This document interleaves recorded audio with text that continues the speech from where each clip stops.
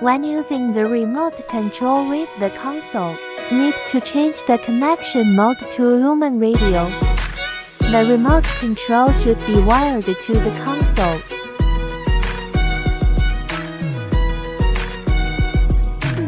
The DMX address of the tube should be synchronized with the DMX address of the remote control.